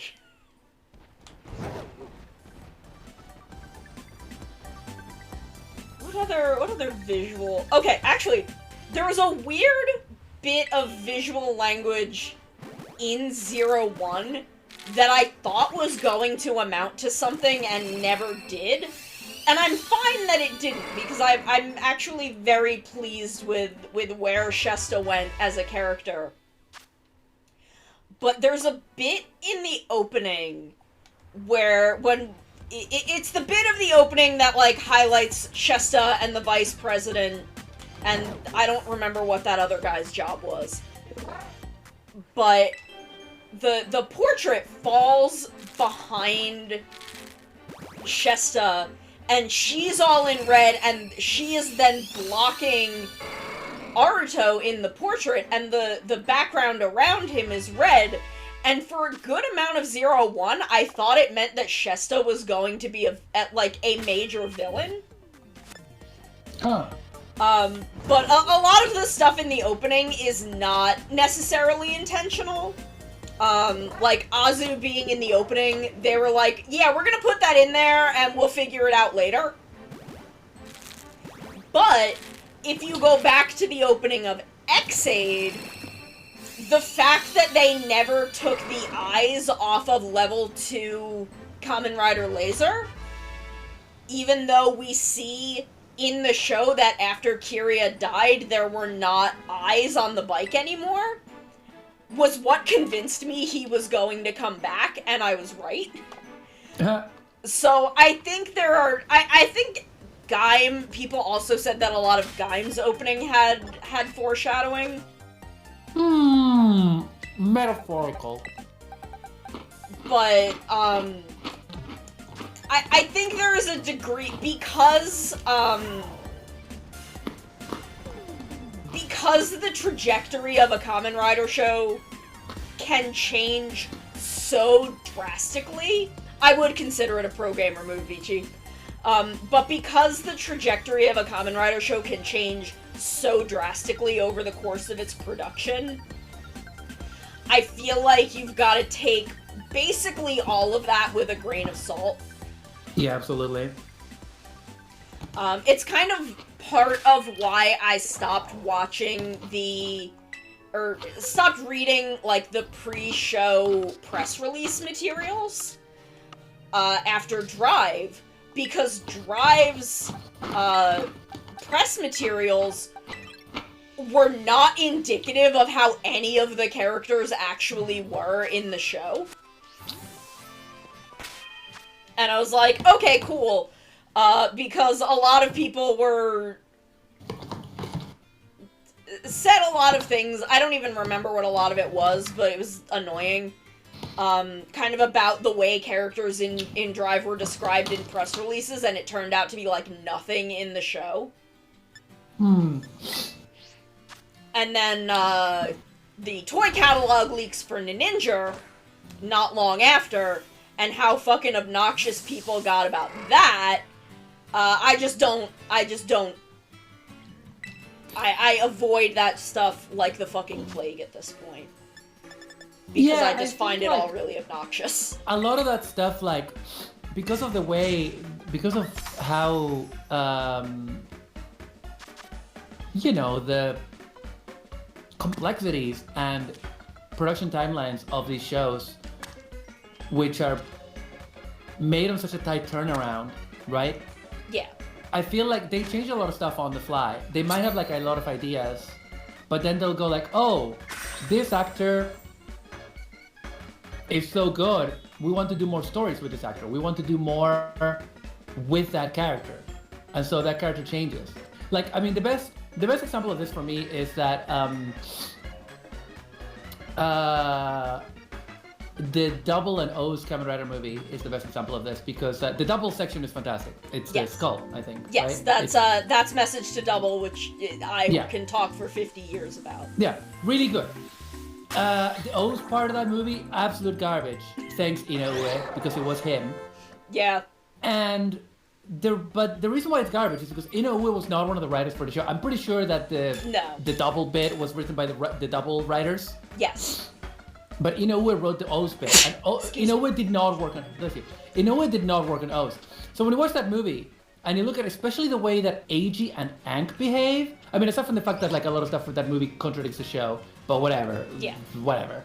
But, like, the main contradiction that is actually important is that, especially Eiji, but to a lesser degree Ankh, they don't behave like their characters in the show. They behave like their show Bible, one paragraph summary. Yes. I think because that movie was, like, in production at the very beginning of O's. Exactly, because it comes in, like, what, episode 8 or something? It's very early. Yeah, it's very, very... Those movies, at the time, Movie Wars were essentially a way to finish off the last show. Yeah. So, like, the current writer was such a small thing in it, and was often came off as very weird. Yeah. And yeah, it's just like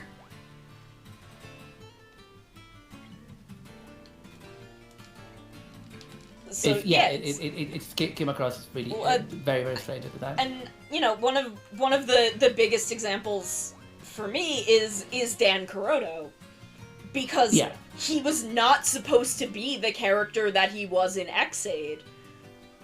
And the only reason he's like that is because Iwanaga Tetsuya started, like, kind of going ham and really going wild with it, and they're like, oh, this dude's incredibly fucking talented, and what he's doing with this character is amazing. And, you know, it's very loud, it's very wild in the way that nothing else in the show is, and the kids are really responding to it. So his entire direction in that show changed.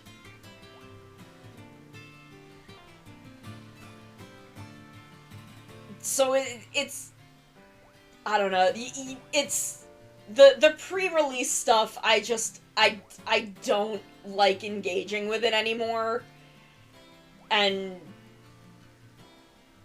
I feel like if I hadn't had the experience that I did with Ninja, I would be a lot more invested in, like...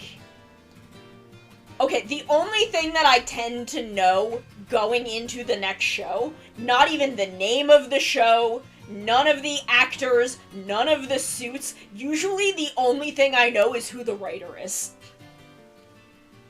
That is generally the only thing I allow myself to know. It's the only thing I know about the next Sentai, and... this guy has not worked on any tokusatsu that I'm aware of. I forget...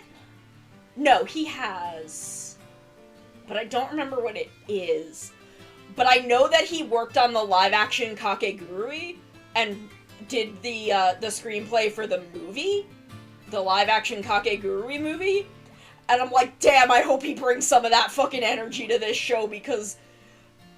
that movie took some weird ass... Like, Kakegurui is already a weird show. It's a weird, unhinged fan service show. Except it's also... I love Kakegurui. It's a high school gambling show. With girls. Girls. Girl. But the movie it has nothing, it doesn't have a manga plot, it was a completely original plot. And this guy was like, I'm gonna introduce an anti-gambling cult. Literally a cult that is opposed to gambling, that lives on the school property, but not, like, in the school dorms. They've, like, built a commune on the school grounds. It's fucking wild. The movie is absolutely unhinged, and I love it. So the writer that you're talking about, who is it? Hold on, let me... Is it Minato Takano? I believe so. Let me look at something real quick, because I can get the name, because I was talking about... Oh yeah, Kakegurui. Kakegurui is what we're talking about, right? Yes. Kakegurui. Okay, because I think this guy actually has worked on... Minato Takano. Yes, okay, yeah. He has worked on, like, X8 and 01. That's right, he's done some work on those. He wrote Dr. Pac-Man. Mm-hmm. He has worked directly with Yuya, who is my favorite writer that Toei has right now. And they're just handing this man a Sentai. And I'm like, yeah, man, give me your shit. I'm looking at his CV. I'm looking at my drama list. Mm-hmm. And well, it seems like he got started with. I mean, I don't know. I don't have more details, but like one of his first writing credits, at least on my drama list, is Dr. Pac-Man. Yes, And that he did a is. bunch of the side water! stories and stuff. Oh my god! Thank you. I will. Yeah, he wrote Dr. Pac-Man, supervised by Yuya. Oh, the he only- wrote the terrible Keep Your Hands Off Azoken live-action movie. Oh no. The only tokusatsu thing of his that I've seen that I don't like is the Kamen Rider Brave special, where he gets the beast version of Dragonite. That sucked, Yeah. but it did have Foundation X in it. So this dude is open to Foundation X. Yes. So I'll accept that, whatever. The Brave special was not good for a lot of reasons. But I like everything else that he's done, and I love that Kakegurui movie. So I just want more unhinged energy like Dawn Brothers has had. I want Sentai to go absolutely nuts. I want Sentai to continue being an absolute feral animal of a franchise.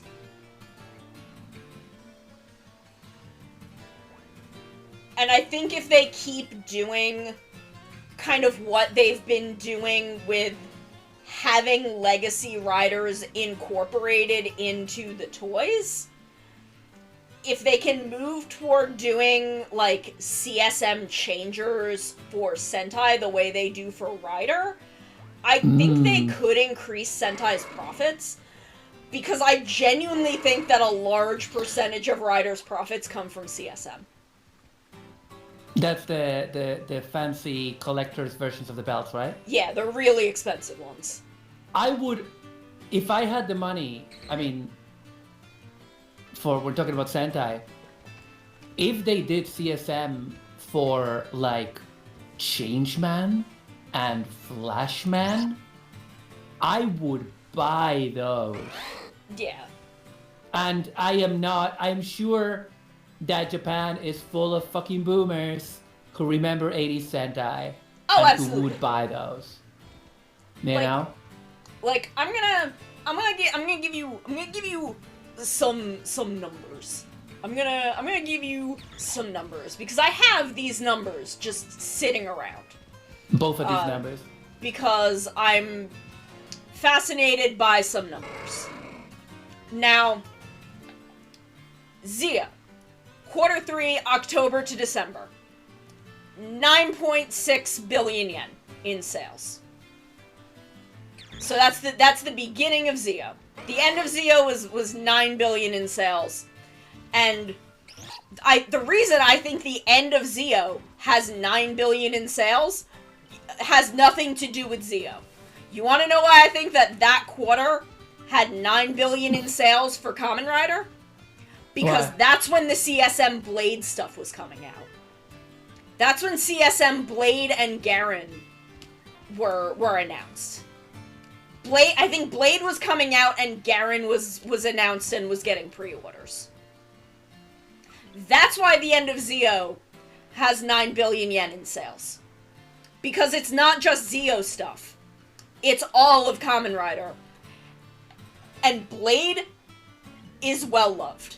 Blade is a very well-loved series. And I know that this is when those were happening, because the end of Zio is when I was in Japan and went to the Kamen Rider Diner and saw the Blade CSM set on display in the Kamen Rider Diner. And, like, if I take that quarter, so if I take, that's Q3, beginning of Zio. Just because that's easy. That's the Christmas season. That's October through December. So that's 9.6 in sales for Zio. 2019, Q3. For Ryu Soldier, 0.7 billion in sales. And Ryu Soldier is the reason they kept doing Sentai. They decided to keep doing Sentai because Ryu Soldier was kind of doing good enough, I think, in ratings, like a combination of ratings and sales, that they thought that they could keep going if they made some adjustments in trajectory. But there isn't, like, big, pricey legacy Sentai toys like that. You don't get those kind of toys.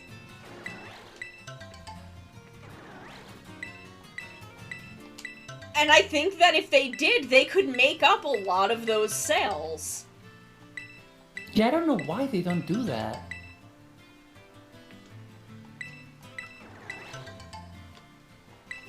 Very strange. IMO. And it's really strange because, like, I don't know, Q Ranger had a lot higher sales than anything that's come after it. And I think that's just because there were so many fucking characters.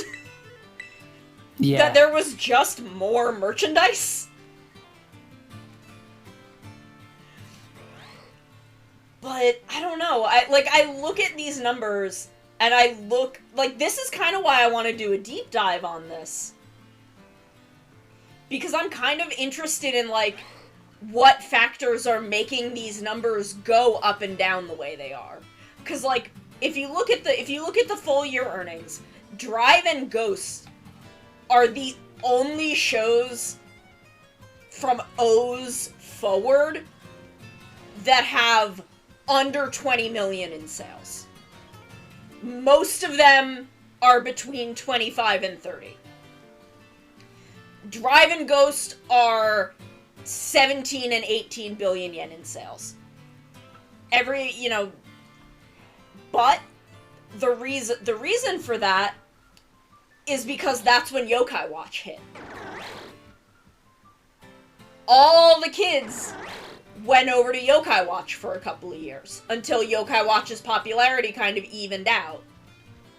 Yeah. So this big new thing hit, and they were buying all of those toys, and not the Kamen Rider toys as much. Which I don't think it helped that in Ghost, two of the two main characters had the same belt. So there wasn't even, like, two belts to buy, until Elaine became a main character.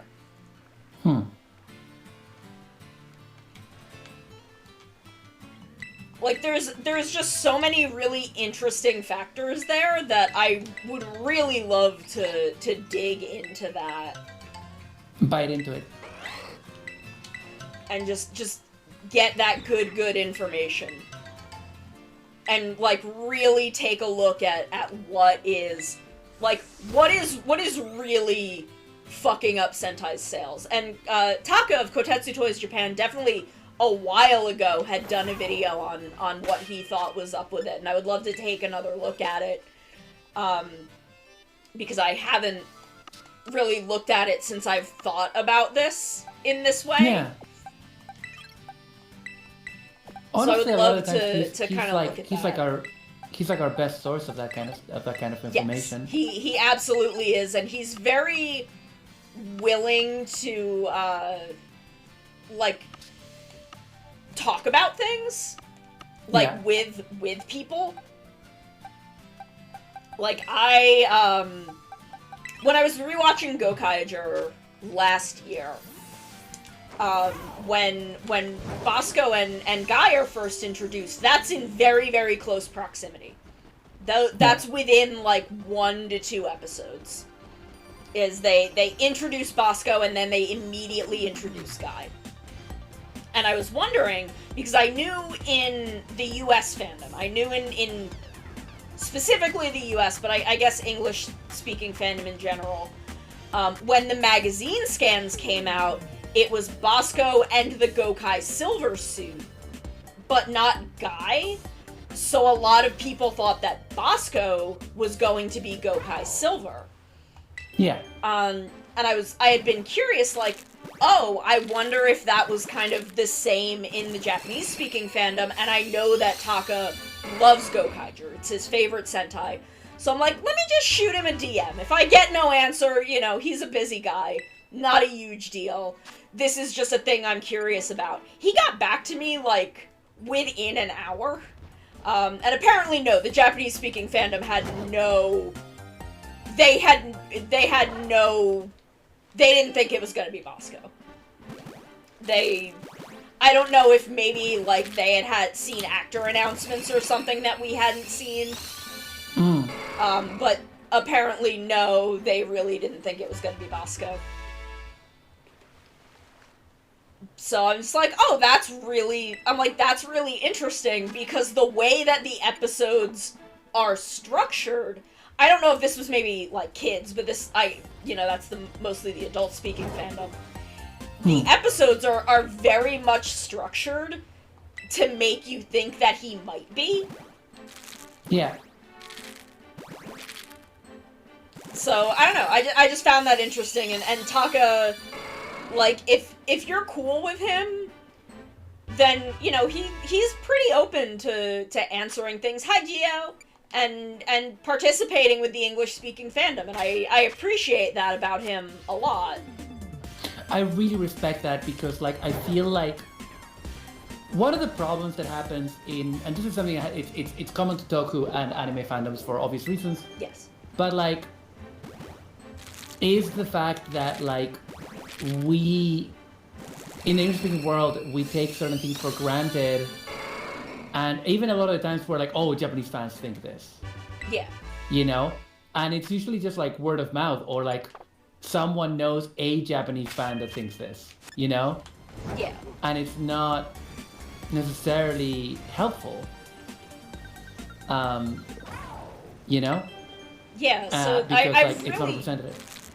I've really enjoyed him having a YouTube channel just to be like, oh, we can kind of get the Japanese fan space's perspective on this. Yeah. In a way that we really never have. Like, a thing that really wasn't discussed at all in the US fandom during Forze, but that had apparently, I don't know if this was a widespread thing in the Japanese fandom, but it was apparently on, like, 2chan or another message board, that that there were at least some Japanese fans who speculated that, based on the way that a lot of these Zodiarts names, like the names of the characters, were anagrams.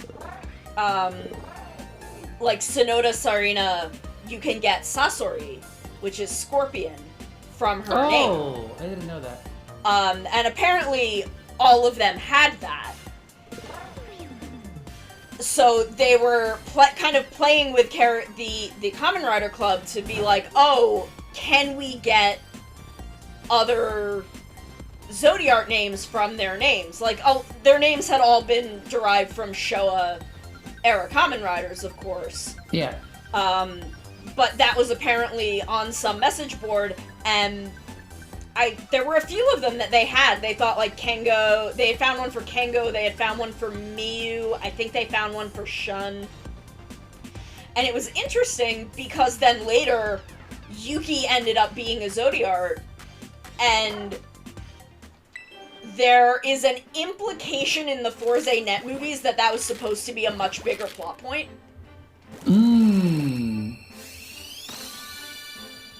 That just didn't happen for whatever reason. Yeah. So, I don't know, it's very interesting to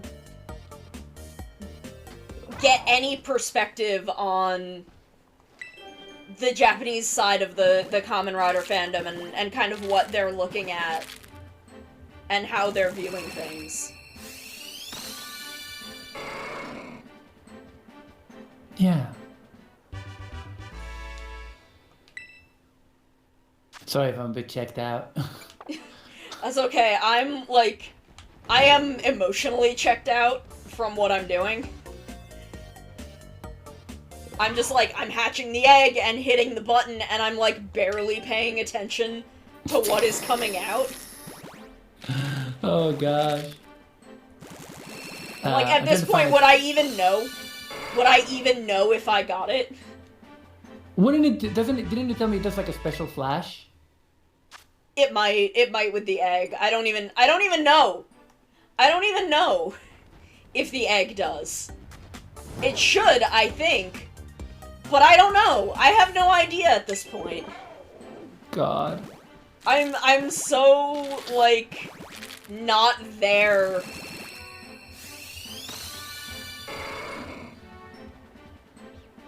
Like, I just look at the nose, but then I'm like, did I look at the nose? Like, I don't know.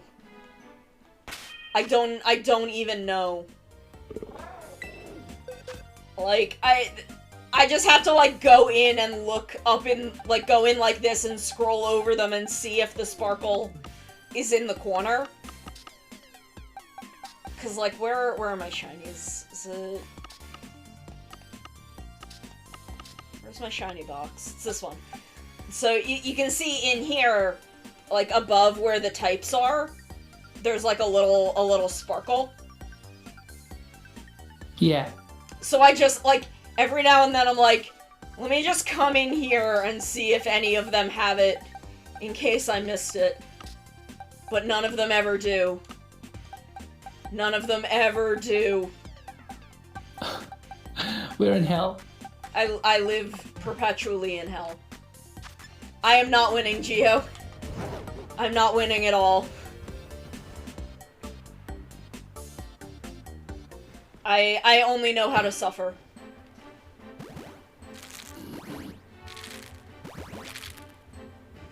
I only know suffering.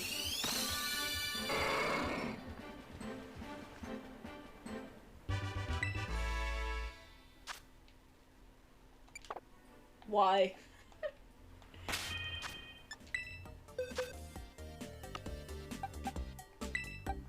And then I keep forgetting to set the box up properly, so my eggs are, like, all fucking over the place. I am having the annoying situation where I have a texture to import into B-Roid, but it doesn't say what piece of clothing goes with it. Oh no! So, I keep importing it in the wrong stuff and it looks monstrous. Oh no! It looks monstrous, Jared. Incidentally, by accident, I just found the origin of the clothing one of our acquaintances wears in their videos.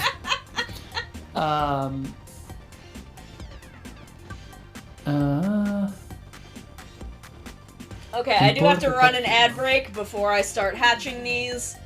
So we're gonna take just a quick little break, get yourself a snack and a drink, and we will be back in 3 minutes to continue whatever the fuck this is. We'll return. Hi, Ozzy! I'll be back in just a minute. I gotta run an ad because Twitch makes me. Realize始まりのは新しい時代を We got a sunrise burning like the fire. I don't remember the rest. I'm sorry. Either. You cannot stop me from trying to seduce Mascot Bowser. I will seduce Bowser. He will be my husband. And I will marry him because he is sexy. And then I will make him into Bowsette, who is also sexy and can step on me. Thank you. And, like, my friend was like, oh, I saw this booth that had all these grahas, and, like, pointed me toward it. And I went up to them. I went up to this booth, and I looked at them. I looked the artist dead in the eyes. I looked him dead in the eyes and said, give me every graha you've got. And they're like, are you sure? I'm like, yeah. I want all of them. Wow, gee, thanks! Now I can call any time whether anything's up or not. I hate telephones. This is why I don't answer my phone ever, because people are just like this. You know, just to chat. No, don't fucking ever talk to me. Don't even look at me.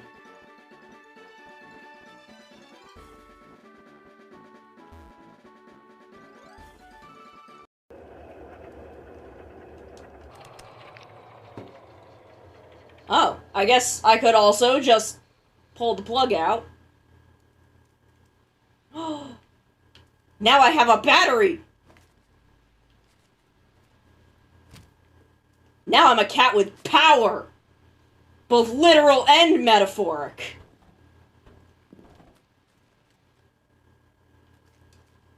Oh my god, he wants to kill you! Sono, get away from him! Bad touch! He's Bad like... stranger danger! Look at that face. He's like, he's doing the anime. You know the anime thing where like the fisheye lens? Yes! You know? He's like, I must execute her. I must have her jugular veins. I love that he's like doing this, and I'm just standing there. I can absolutely hear him. And I'm just like, this is fine. This is fine. You can try and murder me. I feel okay with this. I didn't exclude legendaries from like the normal randomization because I thought it would be funny. And I was right. I was completely right. Oh no, what's going on at Game Freak? Who's freaking the games? Behold my dexterity and grace. That's what I say when I'm trying to pick up girls. And then I fall flat on my fucking face. It's that one drill tweet where I rev up my motorcycle, and when the dust clears, I'm dead face down on the ground. That's me. Oh hey, it's Flick. He's here. Neat. But we're not catching bugs. We're catching girlfriends. I didn't put a tea bag in this tea. Y'all, I've been drinking sugar water for the past 3 hours. I didn't put a tea bag in this. What the fuck?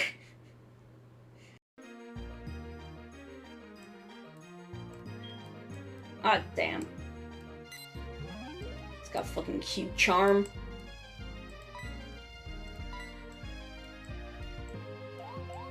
Be Yandere, Morbius! Yes! Yandere Morbius confirmed. Tomorrow we're playing Splatoon. That's a big horse! Why is the Shiva horse even more buff? That's the Shiva horse but buffer, and I don't like it.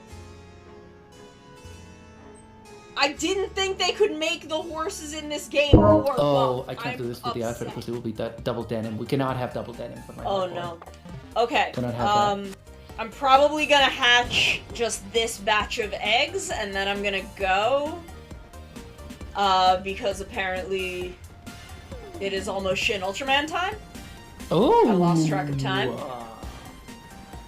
It's still a little bit, but we're probably gonna get some food. Nice. Yeah, I'm not happy with this coat. Oh no. I'm not happy with it. So far, at least I have trousers that I kind of like, shoes that I like, and gloves that I like. Okay, I just need a good jacket. That's getting there. Yeah, we're getting there. We're getting there. I'll send you a screenshot of what we got. And bear in mind, I've not touched the hair at all. I'm gonna save him first. So chat, for context, I'm making a hot boy version of Maru, like Ikemen. Yeah, Maru, I'm excited. so that I can do Ikemen Maru streams with my low, sexy voice. Oh, that was taking it a bit too low. Oh, Ikemen Maru. Sorry, I can't. Ikememaru's gonna have to collaborate with Secret Project. Yeah, that would be great. Okay, let me. I tried to do a pose. As soon as that starts getting rigged, but Cap's not allowed to touch her until he's better. So.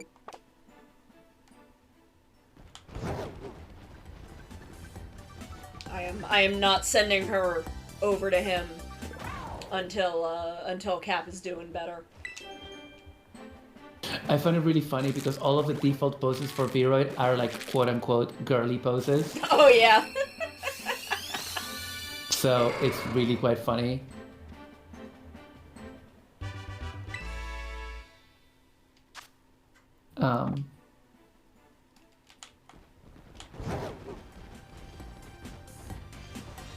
Okay, I'm gonna send you a DM with this.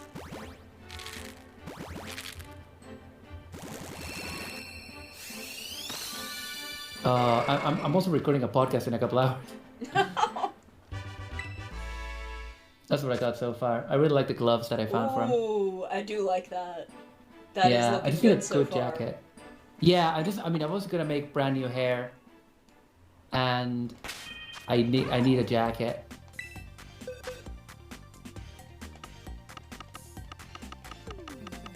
I found some good jackets, but they just do not look good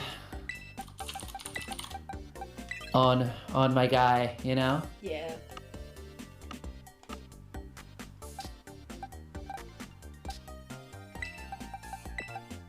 Like, ideally, I would want, like, a leather jacket Yeah. to go for that Metal Hero kind of vibe, but haven't found a white one. So... Yeah. Are there any where you'd, like, be allowed to retexture it? Unsure, because a lot of the times they don't list terms that comprehensively, which is a problem. Yeah. I found one that is like very chromy and stuff, but it's kind of a darker chrome and it's not white enough. And I was just I don't know about that. Whereas I know very specifically that I need that kind of like 80s biker jacket, and you can find them, but they're usually not the right colors. Yeah.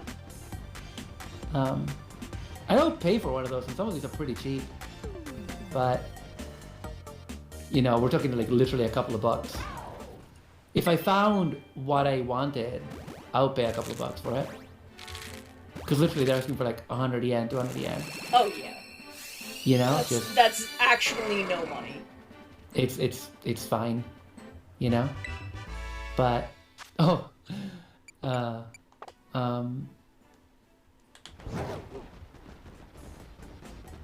I would have to find it.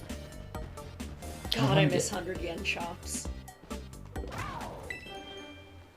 Oh, are those a thing? Oh yeah, in Japan. There are just shops where everything is 100 yen.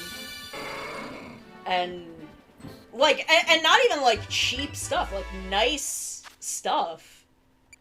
Like it's not like super fancy, but it's still quality stuff.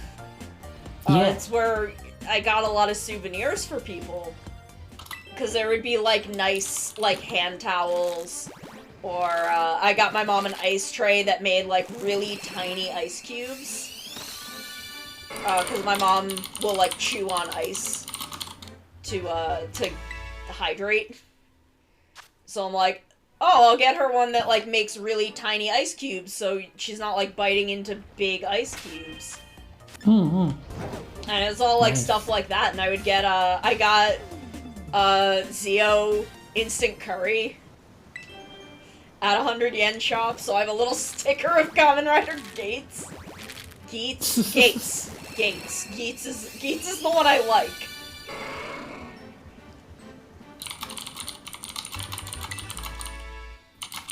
And I think at one of them I got a little bath bomb that had a little Ryu soldier figure in it.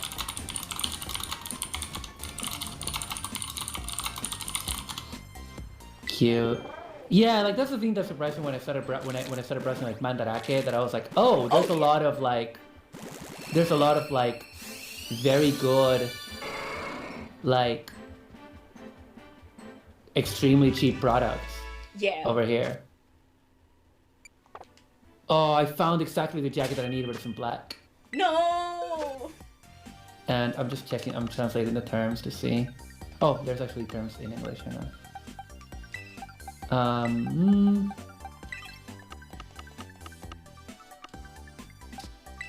How much is it? 500 yen.